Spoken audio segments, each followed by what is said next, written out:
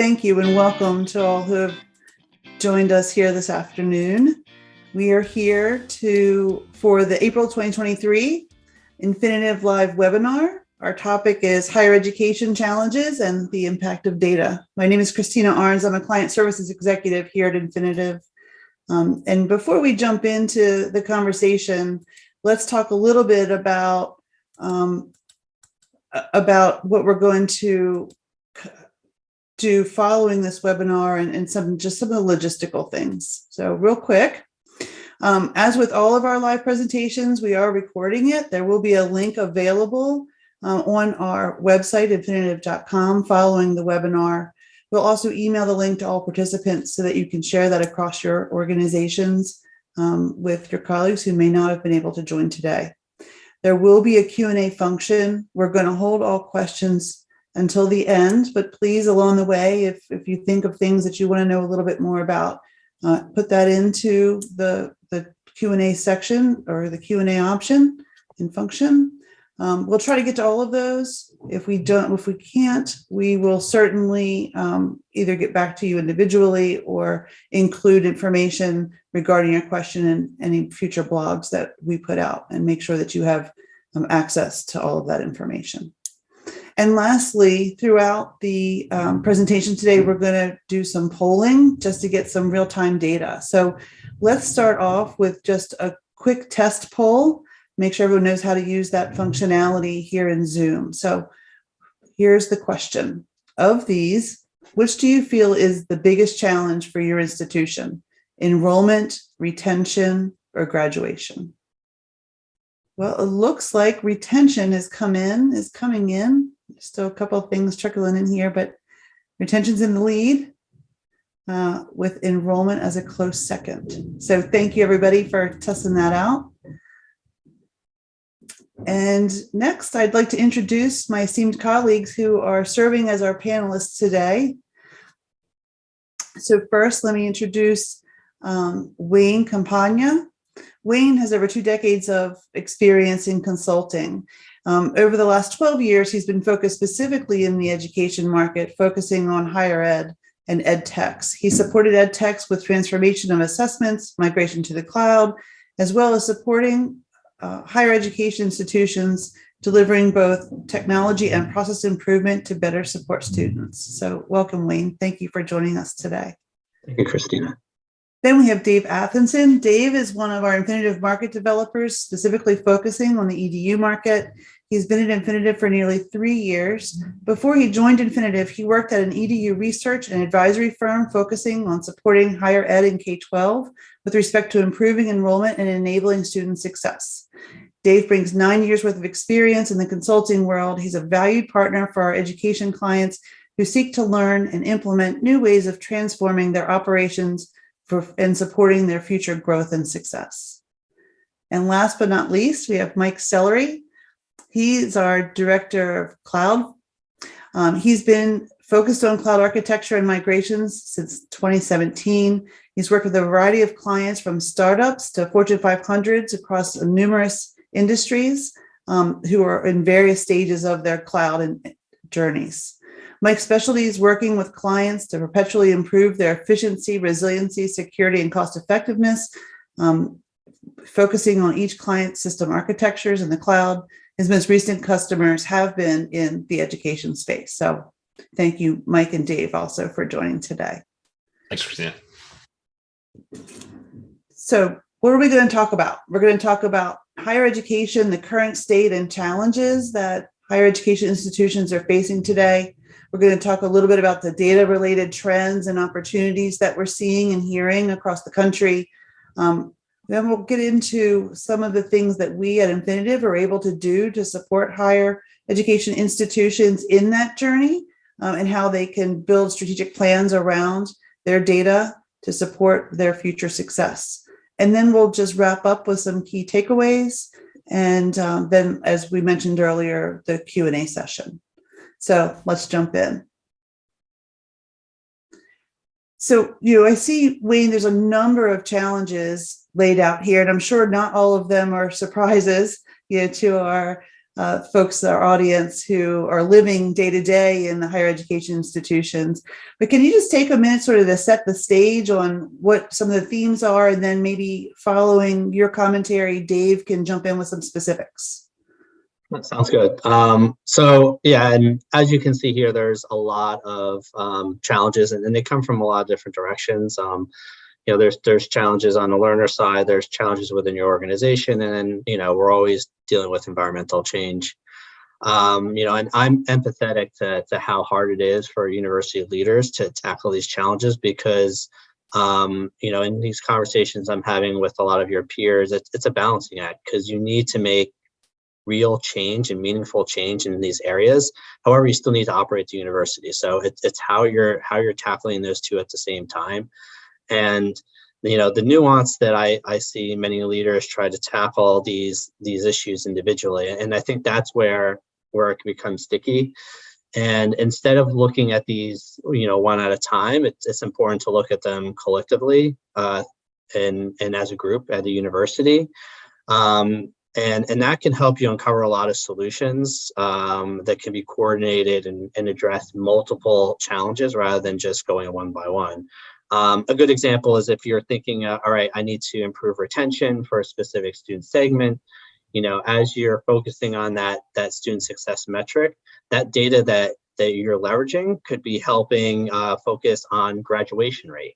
And then furthermore, as you're looking at, what's really being successful in helping with retention, that might identify some successful pathways that the student advisors can use to help support the students. So you can start stitching all these things together and then start harmonizing this versus everyone kind of going off and trying to solve problems on their own.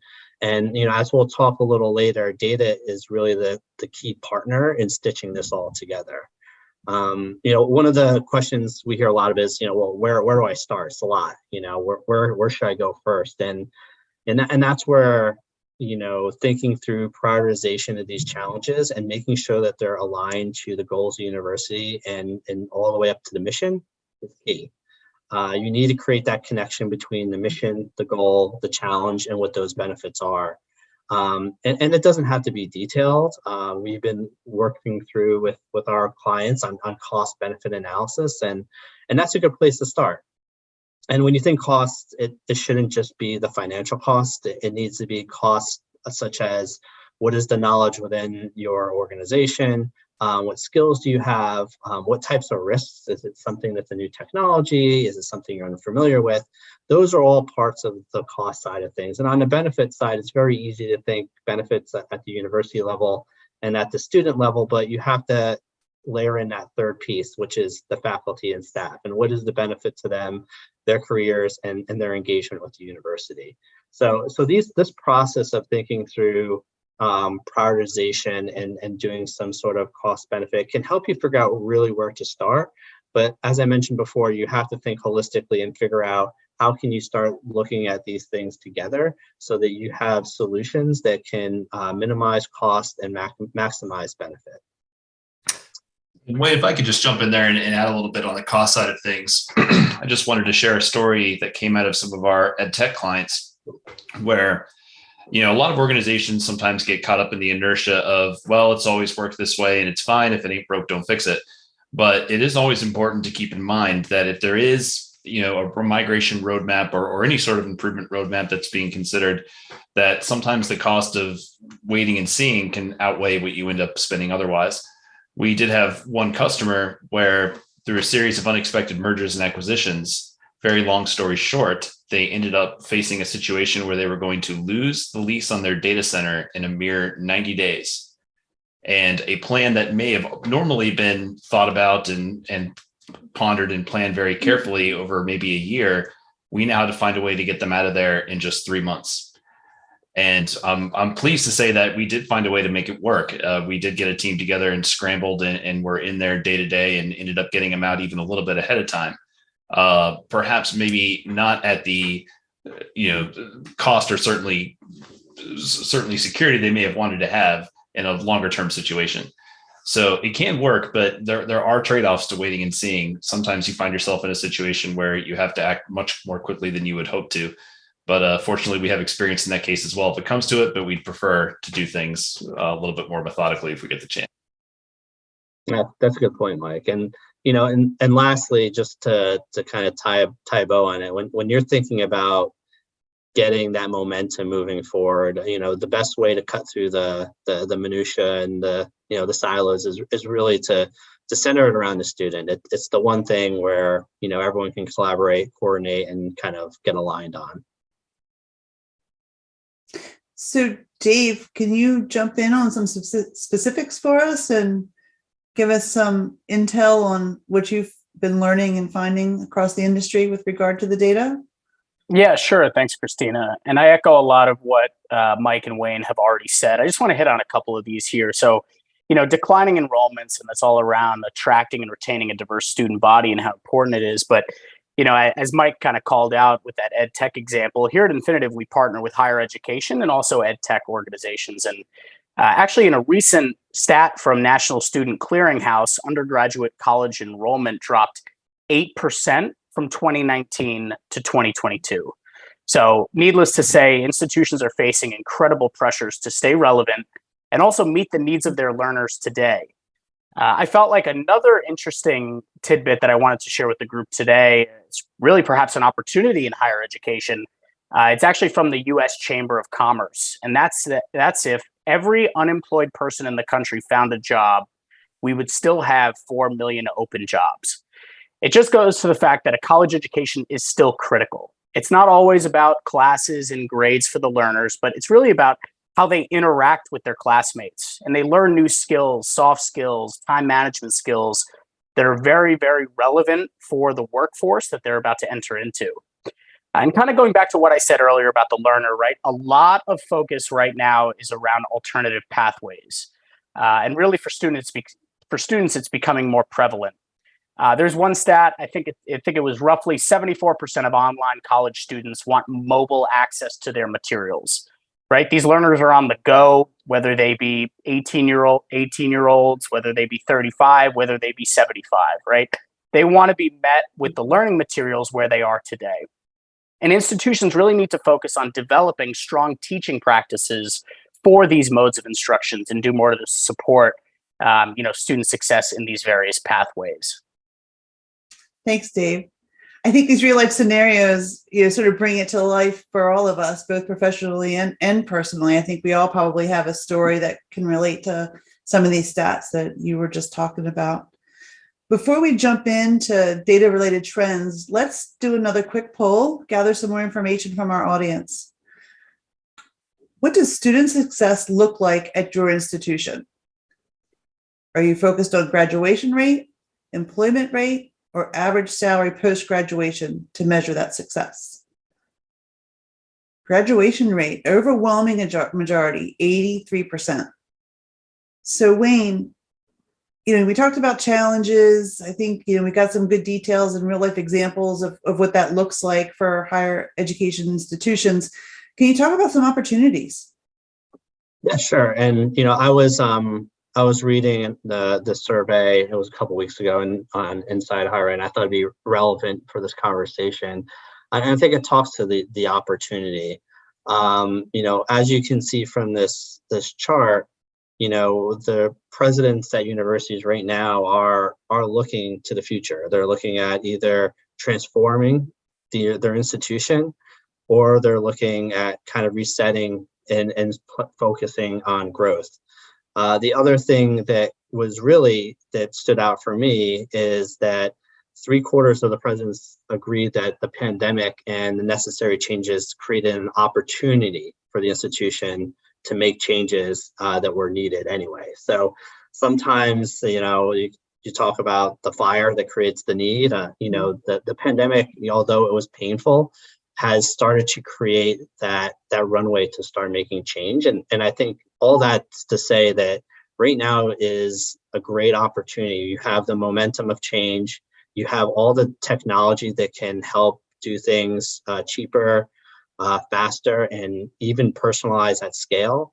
And the environment's there to start creating that opportunity. So, change is hard for people. You don't want to throw too much, at everyone at once, but I think it's important to take this opportunity to continue to drive change for your university so that you can continue to evolve and meet the student needs, and push forward with what's going to be required in the future of education. Dave, can you speak to some of the background of this particular research and data that we're seeing here on this slide? I mean, I guess the real question is, how much of a priority is data for student success? Yeah, definitely. So, I think a lot of what Wayne just mentioned is extremely relevant. CIOs and leaders at institutions who, tend to be more associated with data, they recognize that student success is a major component here and what a lot of folks are driving towards. So it's student success / data, and also student data is really of the utmost importance when it comes to digital transformation efforts, at least what we're seeing and hearing in the higher ed space. So I guess to put a little extra context behind this, I think it was fewer than 2/3 of CIOs say that their institutions have set specific goals for making their institutions more digitally focused. And I think for those who have, I think they said that insufficient financial investment and resistance amongst faculty members and staff members really pose the biggest obstacles. So within the higher ed landscape, there is still a ton of political unrest, if you will, in terms of how to go about these things. And you need alignment at the top to really drive meaningful change, as Wayne was kind of alluding to previously. Well, and I think we find that we see these same kinds of challenges or blockers across a lot of industries. And I know we're probably going to talk about that here a little bit later, but, it's not totally unique, right? There are ways to solve for some of these blockers. Let's do a third poll here. Quick question. What student success goal requires the most data collaboration to drive progress? Retention, course success, GPA scores, degree or program, velocity, progression, or timely graduation? So what student success goal requires the most data collaboration to drive progress? Well, nope, almost. Give another couple seconds here. Well, I think we almost have a split, but just a little ahead. Retention is the answer, with velocity, progression coming in second place. Dave, did you want to talk a little bit about these trends? Sure. Yeah. And this is a little bit from our partners at EDUCAUSE, so we don't have to drain all the content on here. Everyone can kind of take this in. But I think the most important aspect of some of the work that you're looking at on the screen here is that there are pockets of excellence, right? Universities are trying to push forward when it comes to data in some capacities. But there's still a ton of runway and a ton of collaboration that's needed to really ensure silos are broken down to further leverage data. And then, as you can see, 10%, really believe that the use of analytics has scaled across the institution, that data is really a part of their culture. We live in a data-focused culture today. Institutions really need to start harnessing the power of what they've amassed over years of serving learners, right? There's a ton of data that's available. They need to continue to unlock that for future gains and future achievements. So, Mike, I know you've been juggling a lot of projects and a lot of clients in the EDU space recently. And based on your experience in EDU, and along with all the other industries you've been exposed to throughout your career, what are your reflections, or what are your thoughts when you see the kind of data that's shown in this chart? Yeah, so at first glance, 58% of organizations don't believe their data structure is meeting their needs. It might sound a little dismaying, but the good news here is there's nothing unique about the education market with these kind of statistics. 58% actually compares very similarly to other industries as varied as, say, global financial banking. They've got very similar figures. We've seen similar challenges in the nonprofit and charity space. So this is more of an endemic thing to multiple industries than anything having to do with education in particular. And it just tends to be the natural result of people that, maybe years ago decided, we're just going to collect everything, we'll figure out what to do with it later. And not realizing the importance of having a data strategy is as important as what you collect and what you want to try to answer with it. So, where do you go from here? The cliche answer is, oh, we'll just throw it in the cloud and everything will be fine because, that's the hip thing I keep hearing about. And certainly, yes, the cloud is a great answer for a lot of the challenges that are facing a lot of these same people submitting 58%. But of course, there's going to be a lot more to it than that. And that is one of the aspects that Infinitive does tend to pride itself on is when we bring somebody to the cloud, it's not just, okay, we're going to pick this service, we're going to throw all your data in there and you're good to go. Let's rock. It's more about the entire picture, right? We want to get somebody in there. We want to have the best practice foundations available to them from the vendor themselves. We want to get them in there with every aspect of their cloud profile configured and set up the way, just to use Amazon as an example, as Amazon's own engineers would set them up, so that they have governance at every level, so they have security at every level, auditing and accountability at every level, not just the data tools you might be using to solve this particular problem here at 58%. So, that's sort of the whole picture situation we would look at about how we would move forward to try to improve these numbers, Christina. Thanks. I really appreciate that insight. Wayne, we had a poll question on collaboration. We talked about the audience, came back with retention and velocity being the most important areas, and to be able to collaborate regarding data.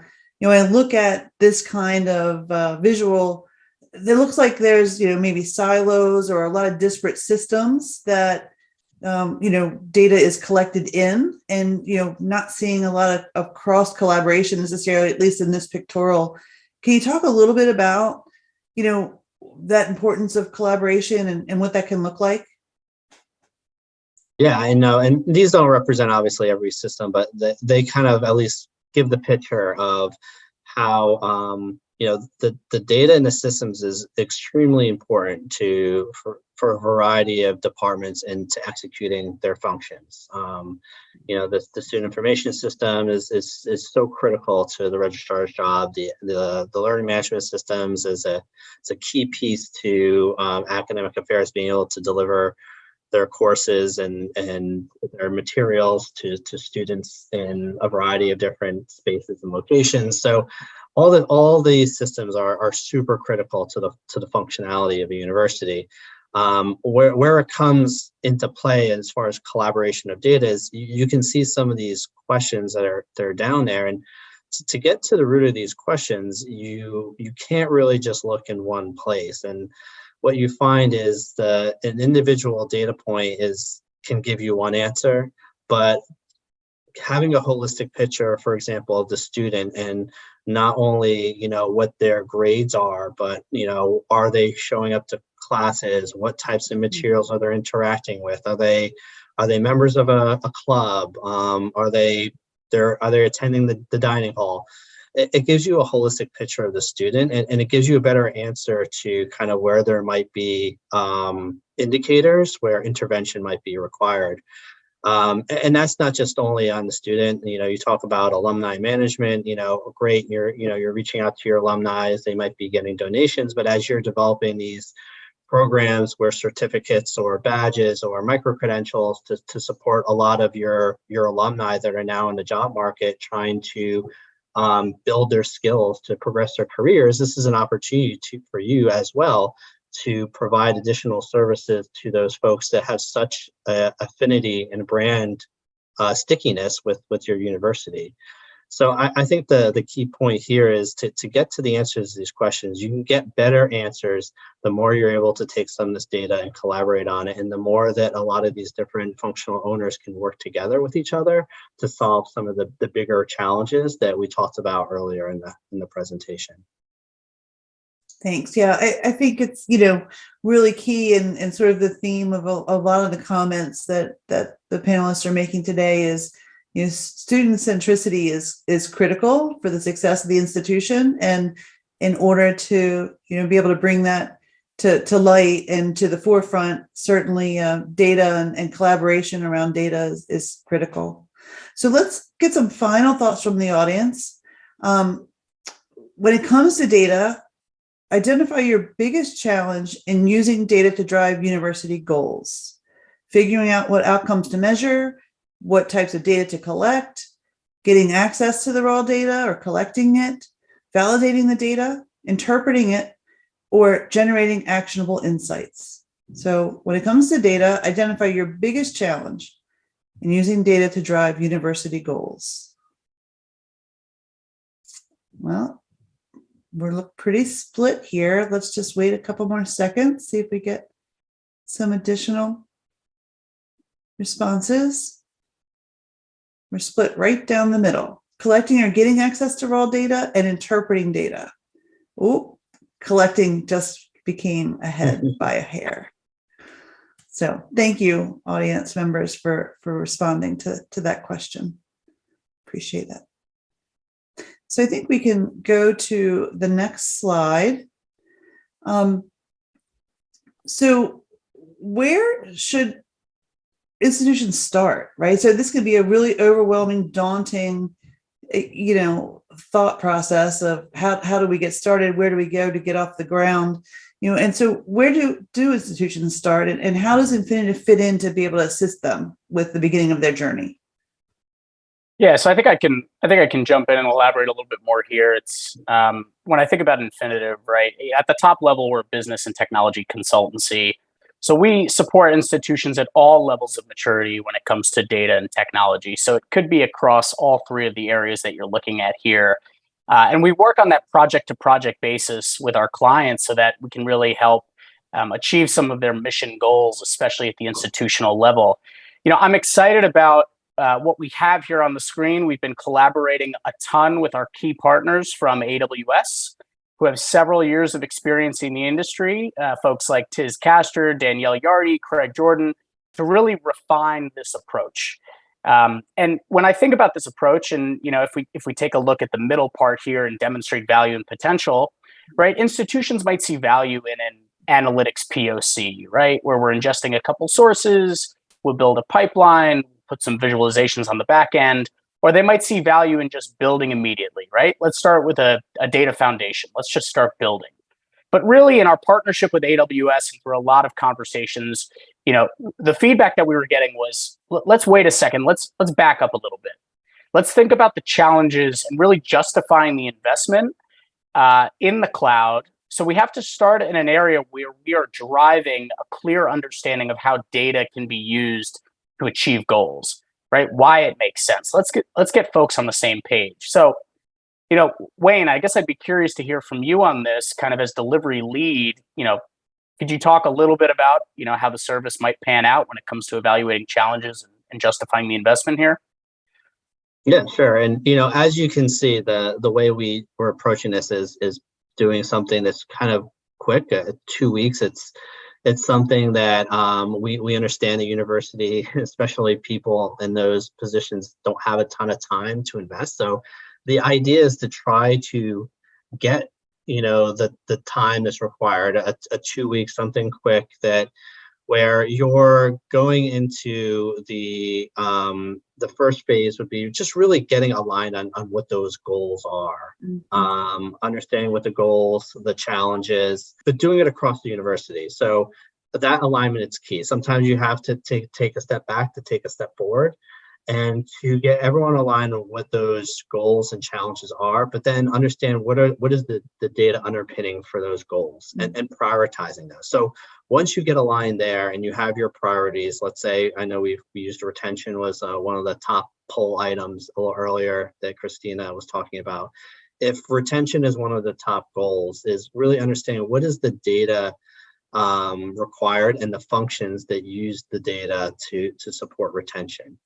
And taking a deep dive into those areas, we'll understand what is the current state, where is that data, who's using it, how are they using it, what data is not there that they need.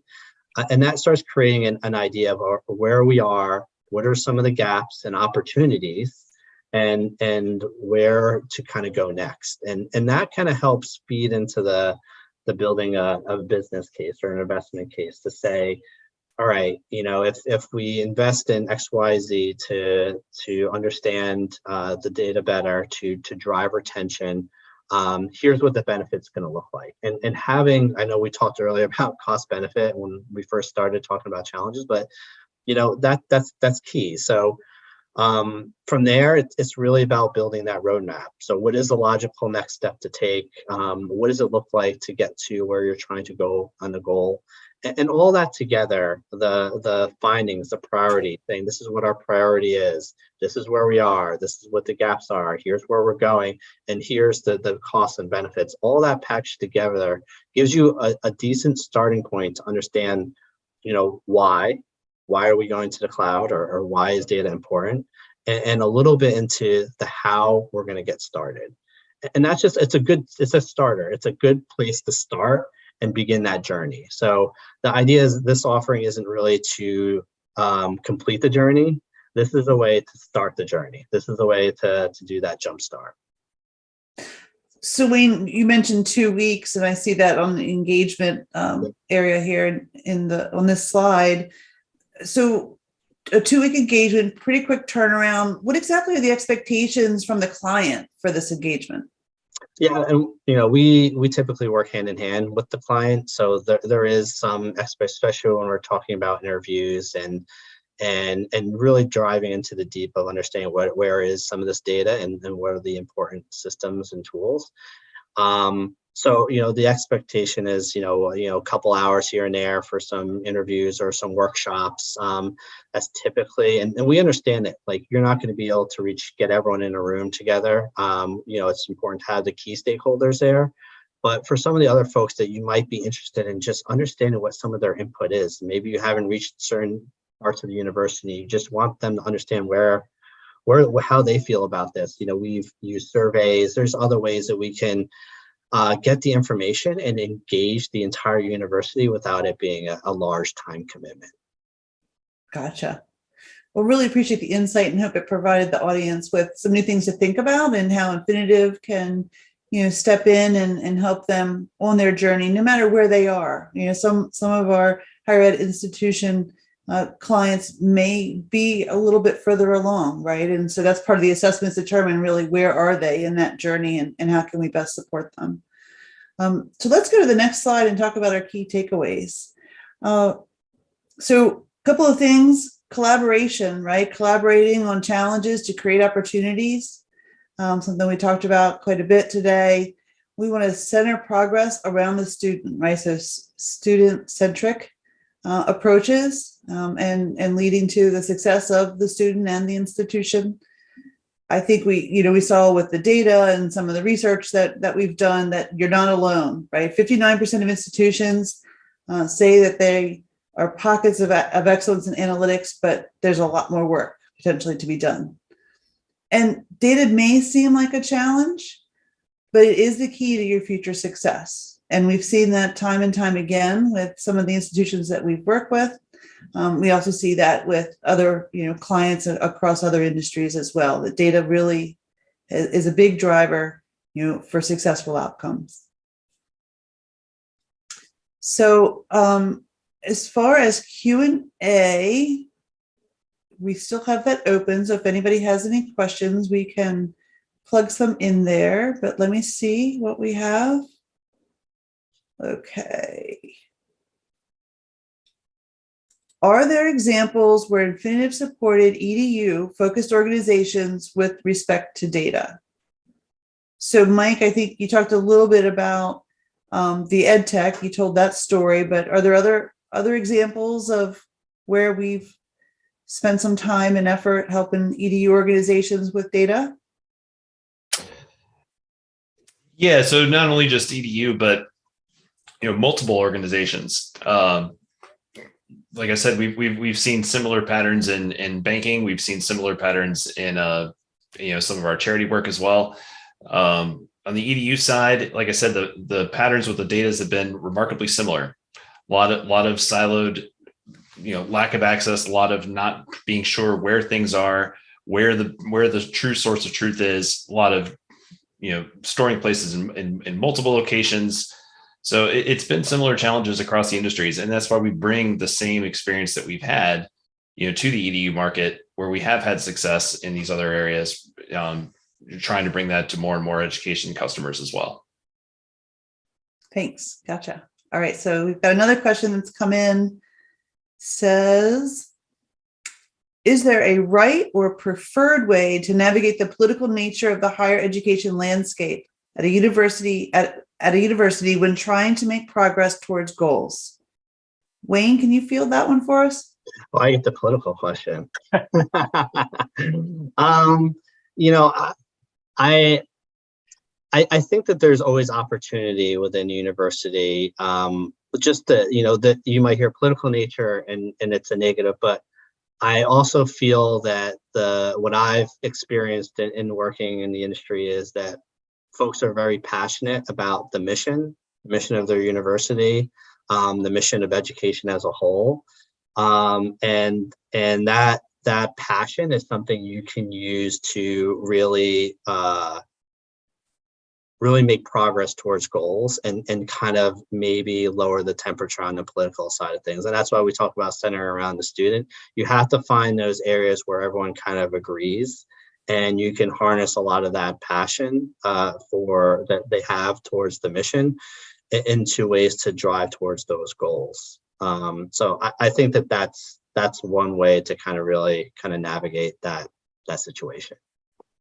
Thanks.